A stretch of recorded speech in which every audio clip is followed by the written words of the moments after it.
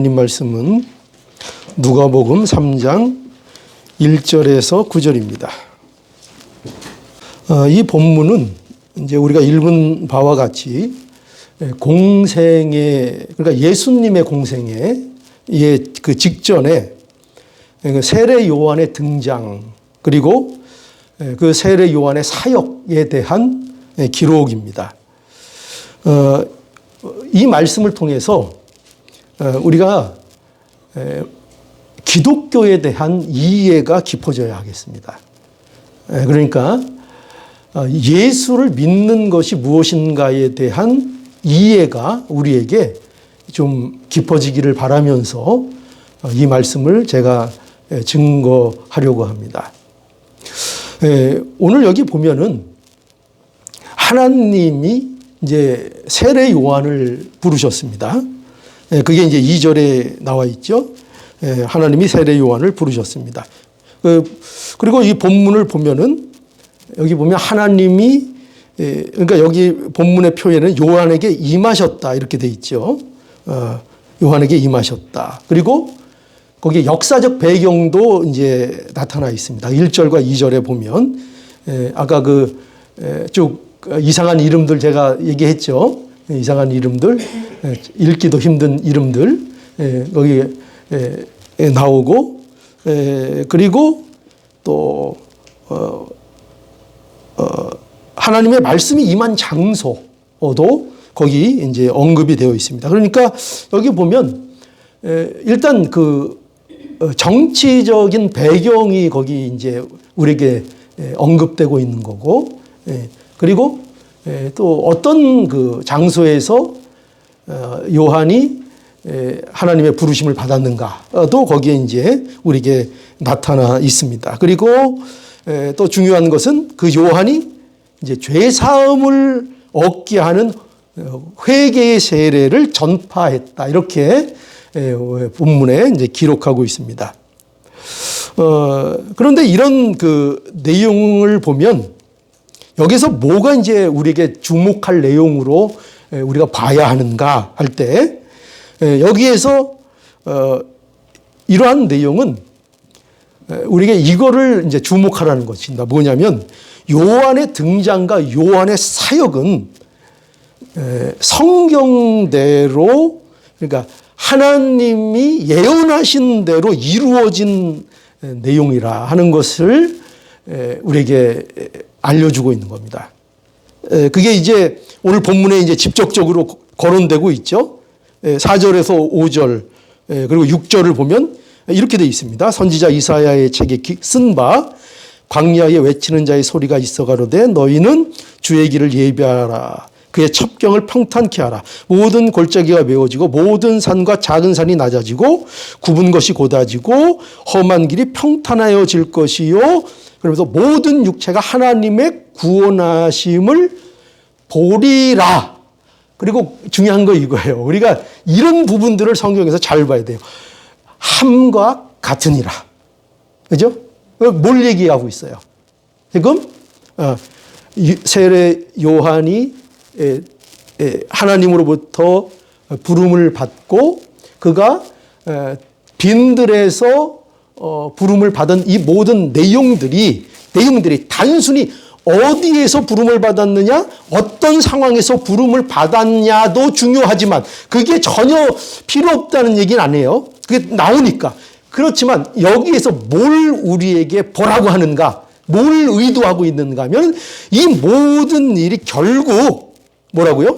하나님의 말씀대로 그 뜻이 이루어진 것이라 봐라. 이렇게 말씀하고 있는 거예요. 함과 같으니라. 그죠? 함과 같으니라. 그러니까 이 면을 주목해야 된다는 거예요. 이것을 주목해야 돼요. 그러니까 요한의 등장과 사역해서 우리가 주목해야 할 것은 놀랍게도 요한이 어떻게 등장했느냐? 요한이 누구냐? 그가 들에 있었느냐? 이런 것이 우리에게 초점이 되는 게 아니고 우리는 거기에 자꾸 시각을 뺏긴다고요.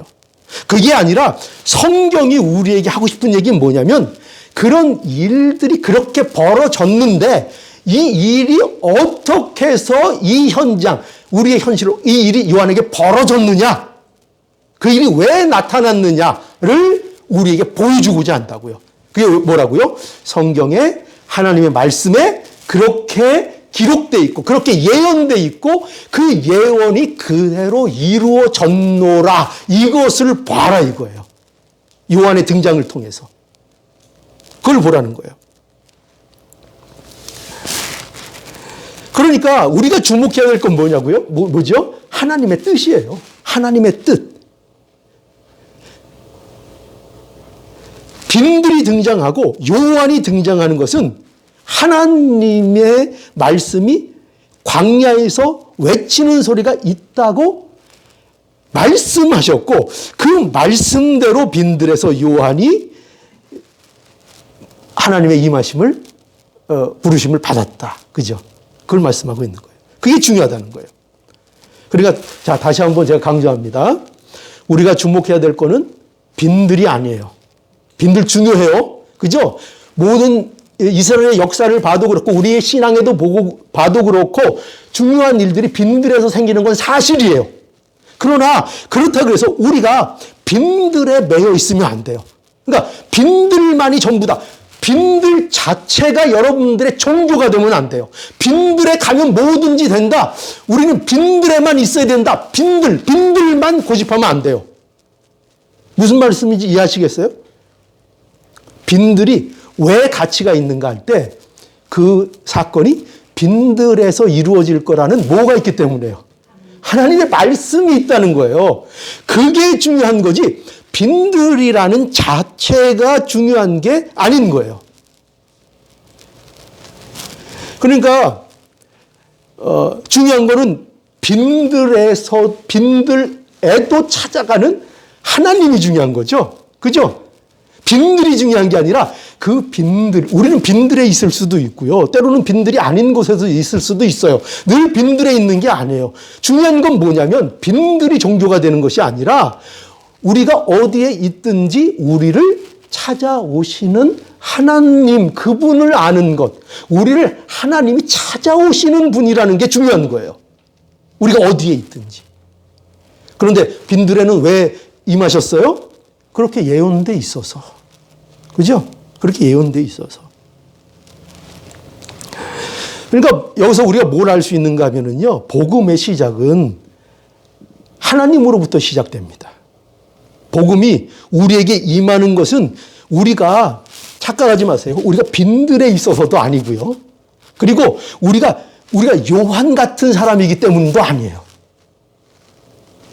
우리가 쓸만한 사람이기 때문에 복음이 우리에게 주어진 것도 아니고 복음이 우리에게 임한 것도 아니에요.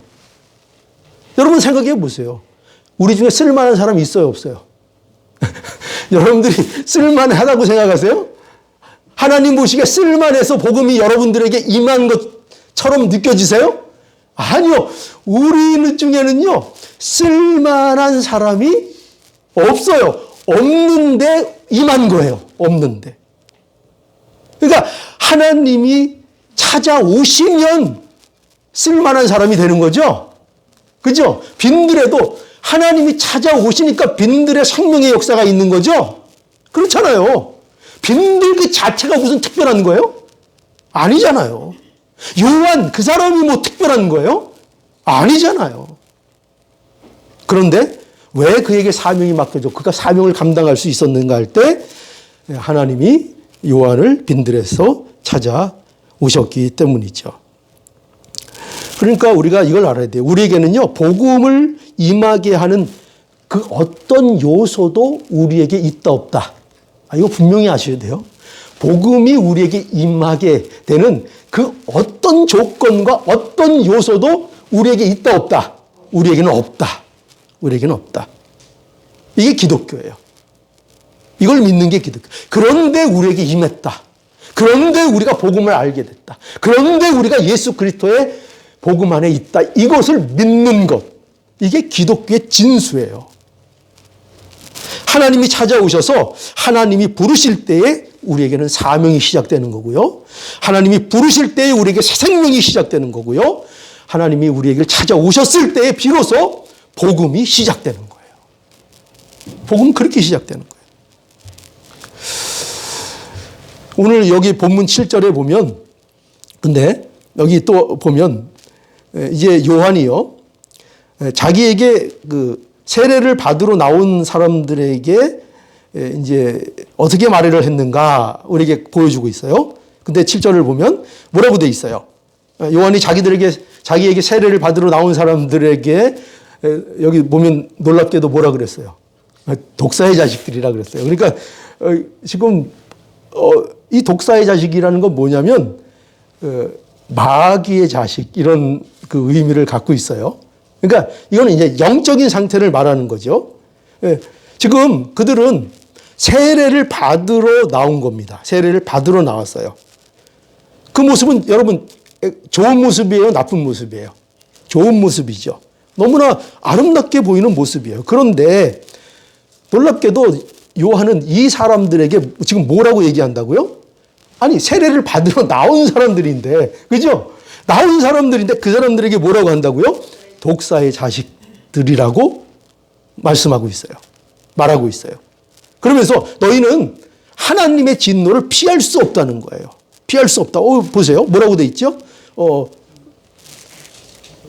7절. 요한이 세례를 받으러 나오는 무리에게 이르되 독사의 자식들아, 누가 너희를 가르쳐 장차 진노를 면하게 하라 하더냐. 이게 무슨 말이에요? 피할 수 없다는 거예요. 하나님의 진노를 피할 수 없다는 거예요. 이른다는 말은요, 여기 단순히 그냥 한 번 얘기하는 정도가 아니라요, 여기서 이르다 이렇게 말하고 있는 거는요, 계속해서 이 말을 했다는 거예요. 계속해서. 요한이 사역을 할 때마다 나오는 사람들마다 계속해서 그 사람들에게 뭘 얘기했는가? 이 독사의 자식들아, 너희들은 하나님의 진노를 피할 수 없다. 그렇게 얘기했다는 거예요. 계속 얘기했다는 거예요. 여러분, 이 경고죠? 지금 요한이 경고를 하고 있는 겁니다. 왜 이런 경고를 해요? 그들은 진실된 회개를 하지 않고 있다는 거예요. 진실된 회개를. 그러니까 그들은 표면적으로 세례를 받으러 나오지만 그들은 진실된 회개를 하지 않고 단지 종교적 행위만 하는 자들이라는 거예요. 그렇기 때문에 너희는 뭘 피할 수 없다? 하나님의 진노를 피할 수 없다는 거예요. 요한은 여기 보니까 이제 그러므로 하나님의 진노를 피하려면 뭐라 그래요? 요한은 8절에 그러므로 회개에 합당한 열매를 맺고, 그렇게 돼 있죠. 회개에 합당한 열매를 맺어야 한다고 말하고 있어요. 그러니까 회개는 그냥 말만 하는 것이 아니고 뭘 한다는 거예요? 열매가 있어야 된다는 거예요. 근데 그 열매가 어떤 열매냐 할 때 합당한 열매예요. 합당한이라는 말은요, 이거예요. 같은 무게다, 이런 뜻을 갖고 있어요. 같은 무게다. 그죠? 같은 무게. 회개라는 것은요, 같은 무게의 열매를 맺어야 하는 게 진짜 회개예요. 진짜 회개예요. 이거는요, 핑계를 댈 수 없어요. 내가 아브라함의 조상이라고, 아브라함이 우리의 조상이라고 되는 게 아니라는 거예요. 그죠? 이거 보세요. 뭐라고 계속 말하고 있는가? 내가 너희에게 이르노니 그러므로 회개에 합당한 열매를 맺고 속으로 아브라함이 우리 조상이라 말하지 말라. 그죠? 아브라함이 조상인 것 같고 안 된다는 거예요. 그 뒤에 숨을 수 없다는 거예요. 하나님이 능히 이 돌들로도 아브라함의 자손이 되게 하시느니라.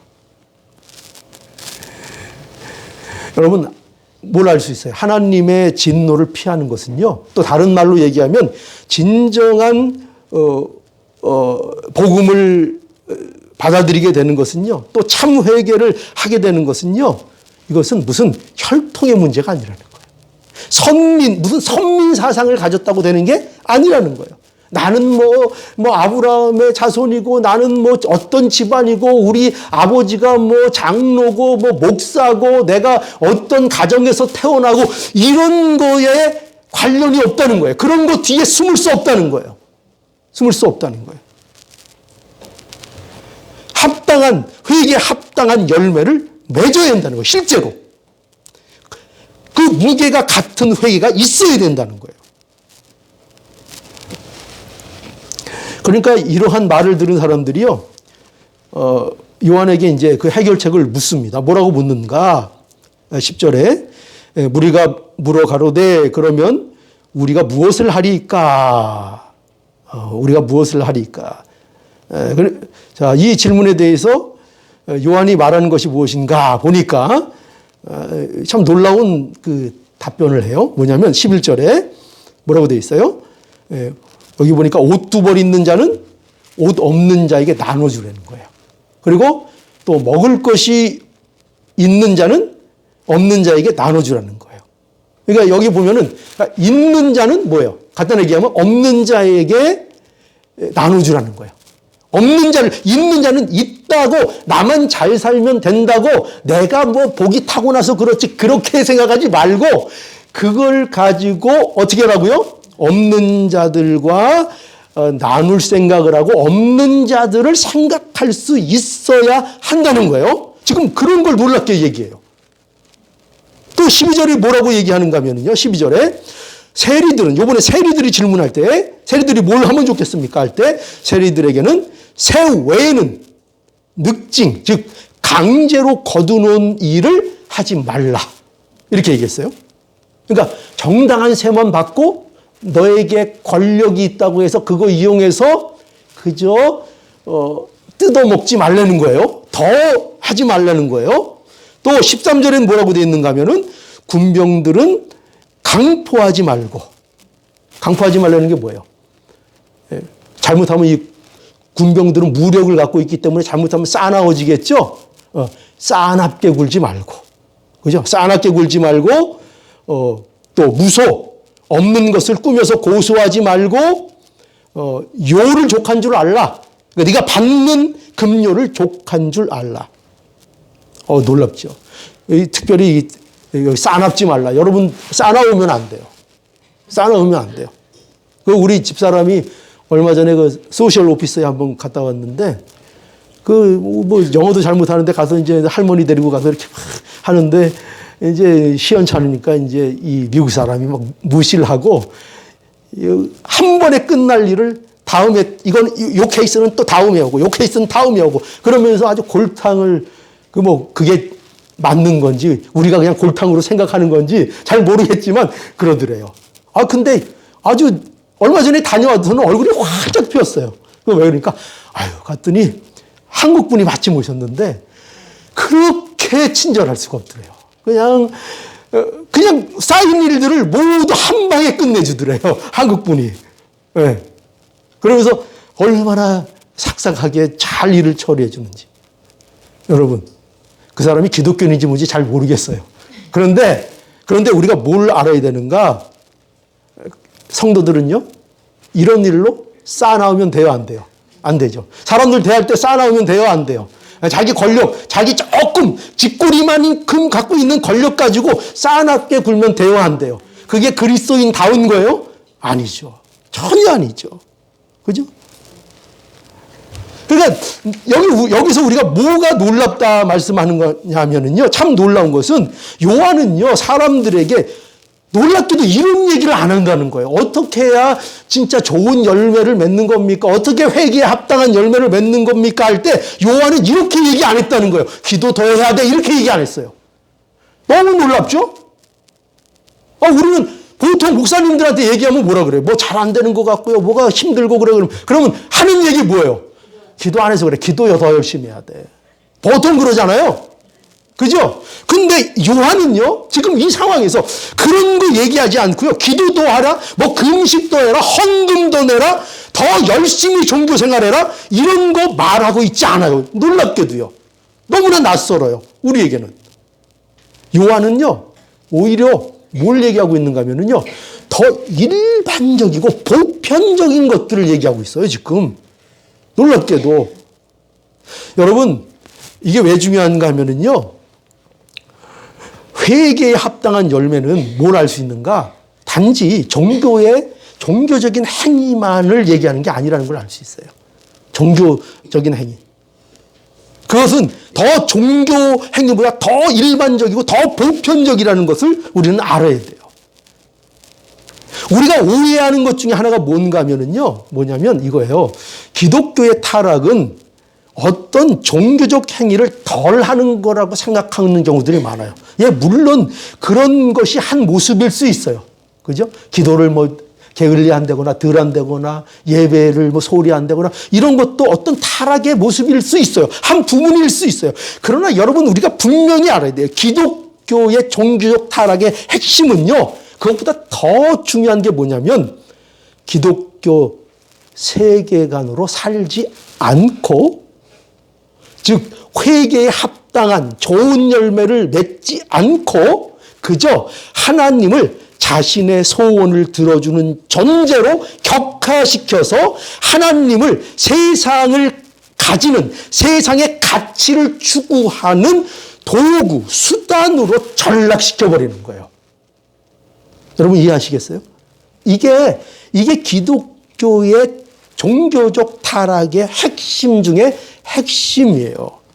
하나님을 믿는다고 하는 겁니다. 하나님을 믿는다고 안 하는 게 아니에요. 하나님을 믿는다고 하는데 그 목적이 뭐예요? 그 목적이 세상적이에요. 그 목적이 정치적이에요. 그 목적이 물질적이에요. 그래서 낙이 뭐냐? 하나님을 믿는다고 하면서도 세상의 낙이 뭐냐? 세상 거예요. 정치적인 게 낙이 되고 경제적인 게 낙이 되고 가정이 낙이 되고 세상 것들이 낙이 돼요. 세상 것들이. 그래서 하나님은 어떤 하나님이 되는가?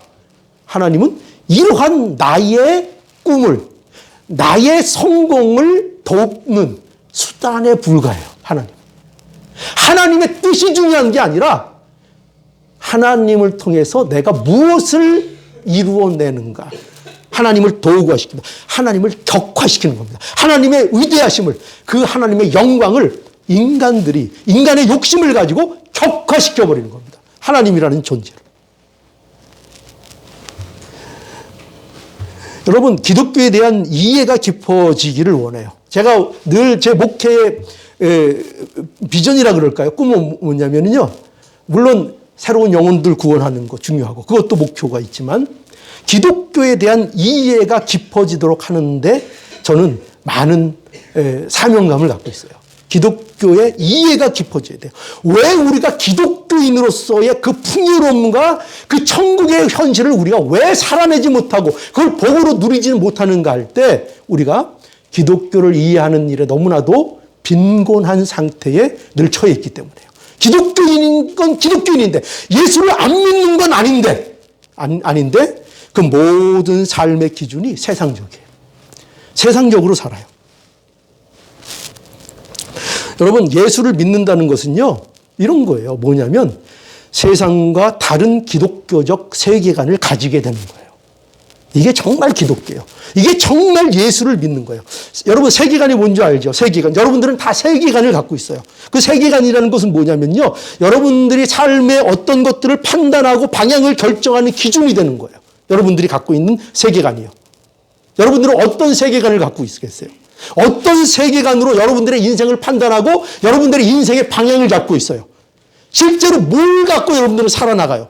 뭘 갖고 나의 비전을 보고 뭘 갖고 나의 방향을 정해요? 세상적인 거예요? 아니면 하나님 그분에 대한 거예요? 우리는 하나님을 믿는다고 하면서 계속 세상적인 가치와 세상적인 법칙에 따라 나의 삶의 목적과 삶의 의미를 찾아다녀요. 여러분, 우리는 분명히 알아야 됩니다. 예수 믿는다는 것은요, 세계관이 바뀌는 거예요. 아니, 그대로 아무것도 안 바뀌고 세상을 보는 게 안 바뀌고 가치관이 바뀌지 않으면서 내가 예수를 믿는다고요? 예수를 믿는다고요? 예수를 믿는 건 그런 게 아니에요. 물론 처음에 들어올 때는 그 수준일 수 있죠. 그러나 예수를 믿어 나간다는 것은, 신앙생활을 한다는 것은요, 바로 이 가치관, 세상과 다른 가치관으로, 기독교적 가치관으로 세상을 살아가는 거예요. 삶의 목적과 삶의 의미가 세상과는 달라지는 거예요. 달라지는 거. 그 야고보서에 가보면은요, 야고보서 1장 27절. 한번 거기 잠깐 보겠습니다. 야고보서 1장 27절.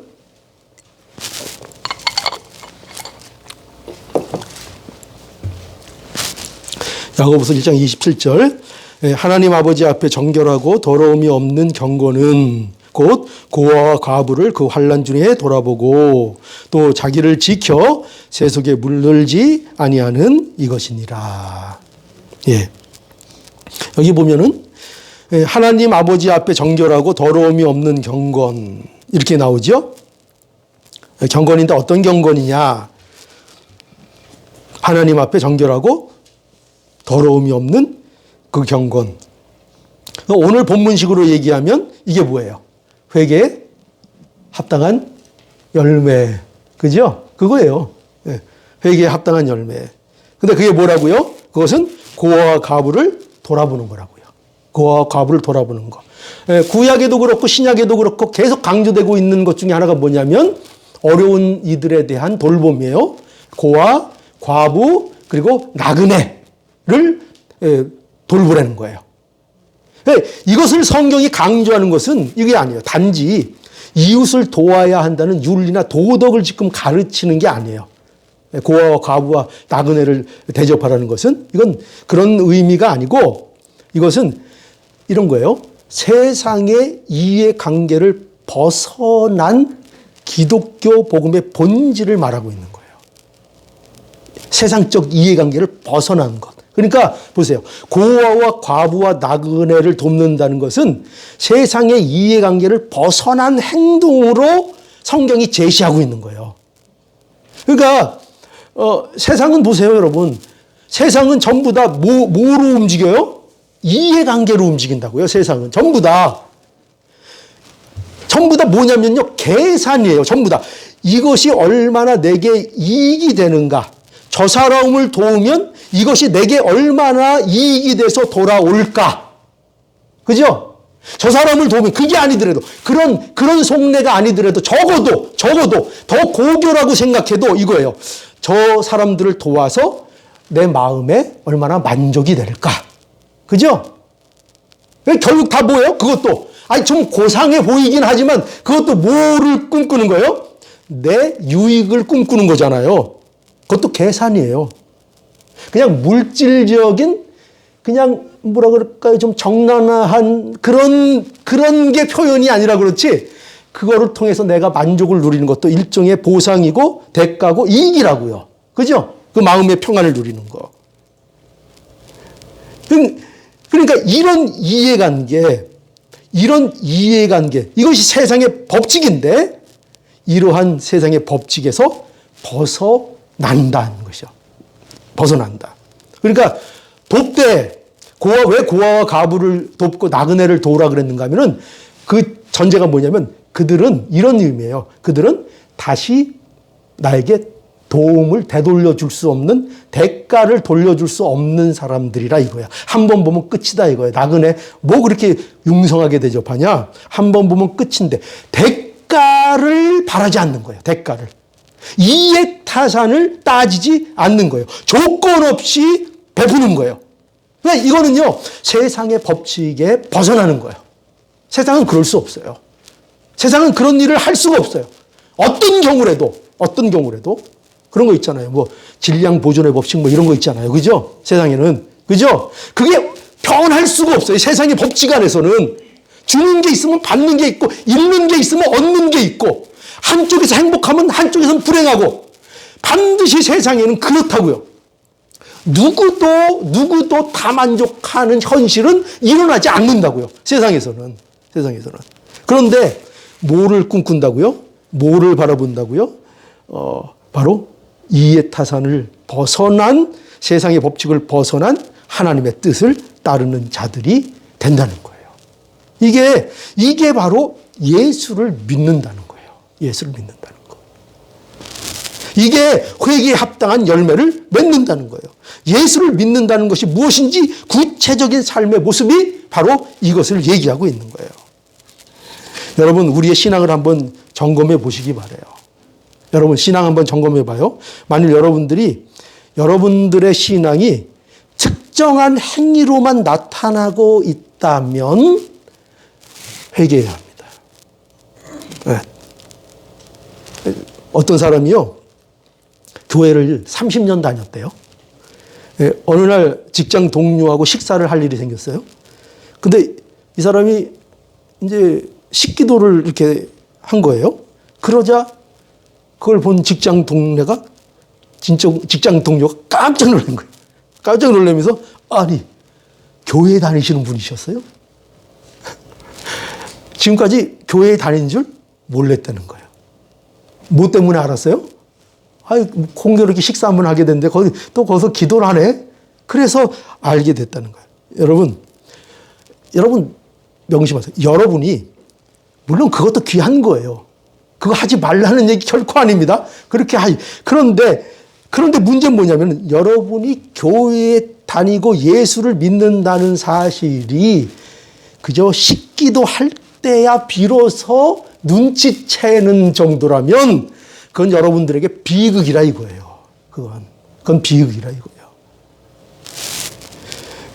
기독교 신앙은요, 자신의 삶의 판단과 방향에 영향을 미치는 최대의 요소가 하나님이 되는 거예요. 하나님이 되는 거예요. 쉽게 표현하면 여러분 이렇게 생각하면 되겠어요. 예수님은 어떻게 하셨을까? 그죠? 모든 여러분들의 삶의 방향이, 생각하는 것이, 판단이 언제나 애매할 때는 누굴 생각해야 돼요? 예수님이라면. 너무 막 짜증나. 너무 화가 나. 너무 낙담이 돼. 그러면 그때 여러분 뭐 하겠어요? 여러분들이 뭘 할 수 있겠어요? 누굴 생각해야 돼요? 예수님 생각하는 거 쉽지 않아요. 제가 증인이잖아요. 그냥 무슨 일 나타나면요, 그냥 내가 하려고 온 방대 그냥 막 불이 나서 뛰어댕겨요. 그리고 지쳐서 그냥 아무것도 할 수 없이 힘이 진짜 일어설 수 없을 때, 그때 참 내가 예수님 믿지? 목사도 이런다고요. 예수님 생각하는 거 여러분 쉬울 것 같아요? 여러분들의 일생성에서 무슨 일이 일어났을 때, 나 예수님 믿는 사람이지, 예수님이 이렇게 하셨지, 예수님이 이렇게 하라고 하셨지 생각나는 게 쉬울 것 같아요? 여러분, 이 일이 우리에게 일어나야 되는 거예요. 이게 우리의 첫걸음이에요. 예수님은 어떻게 사셨는가? 이렇게 사는 것이 천국의 현실을 사는 거예요. 여러분, 예수님을 믿으면 우리에게 가장 크게 일어난 변화가 뭐예요? 천국이 임했잖아요. 여러분, 이 사실 믿으세요? 예수 믿으면 하나님의 나라가 내게 임한 거 아세요? 그걸 믿으세요? 여러분, 근데 이 천국을 왜 못 누리는가? 바로 이 천국을 못 누리는 것이 바로 이처럼 참다운 기독교인의 삶이 되지 않기 때문이에요. 이 천국의 현실을 누리는 것, 이게 바로 성도들에게 있어서 가장 큰 복이라는 것, 이걸 알아야 돼요. 이제 마지막으로 여기 보면은요, 본문에 보면 이제 요한이 자신은 그리스도가 아니다, 이런 이제 고백을 이제 하게 됩니다. 15절에 보면, 자, 15절 볼까요? 백성이 바라고 기다림으로 모든 사람이 요한을 혹 그리스도인가 심중에 의논하니. 그러니까 지금 이런 설교를 통해서 사람들이 이제 그럼 요한이 그리스도인가 이제 이런 의문이 들었다는 거죠. 그걸 알고 요한이 뭐라고 얘기했는가? 나는 그리스도가 아니다. 이제 분명히 그걸 얘기했다는 거예요. 나는 그리스도의 종이 될 가치도 없다 이거요. 종이 될 가치도 없고 예수님과 나는 근본적으로 다르다. 그러니까 요한은 이 말을요, 자신을 뭐 낮추자고 하는 말이 아니에요. 요한이 지금 요한 되게 겸손한데, 지금 요한의 겸손을 얘기하는 게 아니에요. 우리 이런 거 나오면 요한이 겸손한데 이러죠. 그게 아니에요. 무슨 겸손이에요 이게. 내가 예수님과 같지 않다, 나는 예수님이 아니다, 이게 겸손이에요? 이게 겸손으로 보여요? 저는 예수님이 아닙니다 이러면 이 겸손이에요? 진짜 교만한 거죠 사실은. 지금 이건 교만이 아니고 어쩔 수 없이 지금 요한은 사실을 말하고 있는 거예요. 이런 오해가 없기를 원하는 거예요. 지금 요한은요, 어떻게 보면요, 바짝 뛰고 있는 거예요. 난 절대 그런 오해하지 마라. 난 그런 분이 아니야. 나는 예수님과 나는 비교할 수 없는 분이야. 더 나은 정도의 분이 아니라 완전히 다른 차원의 분이야. 완전히 다른 차원의 분이야. 그래서 요한은 나는 물로 세례를 주고 그리스도는 뭐로? 성령과 불로 세례를 주시는 분이다. 성령과 불, 이게 중요하죠. 성령과 불. 성령은 불과 같고 또 성령은 또 목과 같아요. 니고데모에게 말씀하셨을 때 그 바람에 대해서 얘기했죠. 그죠? 성령이 바람처럼 임한다 그러고 성령은 또 바람과 같아요. 그래서 이건 전부 다 뭐가 관련이 있는가 하면요. 심판과 관련된 표현이에요. 여러분 보세요. 그 곡식을 이렇게 키질할 때 이렇게 그 아시죠? 그 쭉정이를 결을 날려보내려면 그 이렇게 키질을 하잖아요. 그렇죠? 키질할 때 뭐가 있어야 쭉정이가 날아가요? 그렇죠? 바람. 그죠? 이렇게 하면 바람이 슉 불어야지. 그래서 예절 때 우리 보면은 바람이 안 불 때는 막 입으로 불어. 이러잖아요. 그죠? 바람이 쭉정이를 날려버린다고요. 뭐의 상징이에요? 심판을 얘기해요. 그리고 그 쭉정이들은 이제 결국 어떻게 해요? 모아서 불에 불살라버리죠. 그러니까 성령, 바람, 불, 다 뭐에 대한 지금 여기 이미지가 강하게 나타나요? 심판. 그러니까 예수 그리스도는 심판의 주시다 하는 걸 우리에게 가르쳐 주고 있죠. 그러면서 여기 보면은요, 또 이 누가는 요한이 옥에 가둔 얘기도 하고 있고, 또 그리고 예수님이 세례받은 일도 여기에 기록하고 있고, 또 예수님의 족보에 대한 것도 기록하고 있어요. 그걸로 끝나고 있어요. 그러니까 3장이. 그죠? 예수님의 족보로. 여기서 보면은 다른 그 복음서에 보면은 이 사건들 하나하나가 의미를 또 충분히 많이 가지고 있지만 여기서는 특별히 이 내용들이 뭐를 위해서 여기 쓰여지고 있는 내용인가 하면은 바로 이 예수님의 그 정체성, 그거를 확보하기 위해서 여기 등장하고 있는 내용으로 여기 실려 있는 거예요. 그래서 어떤 것이냐 하면 이런 것들을 통해서 누가는 강조하는 게 하나예요, 단. 세례를 요한으로부터 받으셨다는 이 사실, 그리고 예수님의 족보를 쫙 나열하는 것을 통해서 뭐를 강조하고 있는가 하면은 예수님이 뭐라? 단 하나, 이유 하나. 예수님이 하나님의 아들이다. 요거 강조하려고 여기 있는 거예요. 요게. 그래서 여기 22절에 보면 3장 22절 성령이 형체로 비둘기같이 그 위에 강림하시더니 하늘로서 소리가 나기를 너는 내 사랑하는 아들이라 내가 너를 기뻐하노라 하니라. 요 대목을 여기서 우리에게 주기 위한 거예요. 요 대목. 그리고 족보도 보세요. 족보도 23절에 예수께서 가르치심을 시작하실 때에 30세쯤 되시니라 그러면서 이 족보의 특징이 뭐예요? 다른 족보는 아브라함과 다윗의 조상 예수 그리스도의 게보라 이렇게 해가지고 그 시작부터 쭉 내려오잖아요. 그죠? 근데 이 족보는 뭐예요? 역순으로 올라가요. 예수로부터 해서 누구까지 올라가요? 하나님께까지로 올라가는 거예요. 이거 왜 이렇게 해요? 뭘 지금 말하기 위해서요? 근거. 뿌리가 뭐냐 이거죠. 뿌리가. 그죠? 뿌리가. 그래서 결국 이것을 통해서 마지막에 이것을 강조하고 있어요. 이 일은 참 회개가 우리에게 필요한데 이 참 회개라는 것은 나와 요한으로도 이루어지는 것이 아니라 오직 하나님의 아들 예수 그리스도로 인하여 이루어지는 일이다. 그 일을 강조하고 있는 거예요. 왜 그러냐? 예수 그리스도만이 하나님의 아들이요 그의 출발이 하나님으로부터 시작된 하나님의 아들이다 하는 거예요. 이걸 강조함으로 끝나는 거예요. 여러분, 그러니까 우리는 이 사실을 오늘 이제 기억해야 합니다. 우리가 믿는 기독교 복음의 근거, 처음에도 그랬죠? 그 근거가 뭐예요? 요한의 등장, 그의 증거, 이 모든 것들이 근거가 뭐예요? 하나님이었죠. 그죠? 그리고 예수 그리스도, 그분을 보내신 분, 그분의 근거도 어디에 있어요? 바로 하나님께 있다 하는 것입니다. 우리는 이걸 기억해야 돼요. 언제나 하나님께 있다. 그래서 이 일을 통해서 하나님이 우리 모든 것의 근거라는 것을 강조하고 있습니다. 자, 이제 마무리하겠습니다. 그러니 여러분, 복음은 우리의 참된 회개와 합당한 열매가 우리에게 얼마든지 있을 수 있도록 우리에게 하실 수 있다는 것입니다. 이 복음을 통해서요. 왜? 예수님 때문에. 그죠? 예수님 때문에. 이 일을 위해서 예수님이 우리에게 오셨고, 그러니까 우리에게 이 불가능한 참된 회개의 열매를 맺게 하시기 위하여 예수 그리스도께서 오셨고, 그분이 죽으셨고, 그분이 부활하셨고. 그렇죠? 그러니 복음의 근거가 되고 뿌리가 되시는 하나님이 오늘도 우리와 함께 하시니 우리에게 뭐 하지 말라는 거야? 염려하지 말고, 두려워하지 말고, 기독교인으로서 살아가는 일에 어떻게 하라?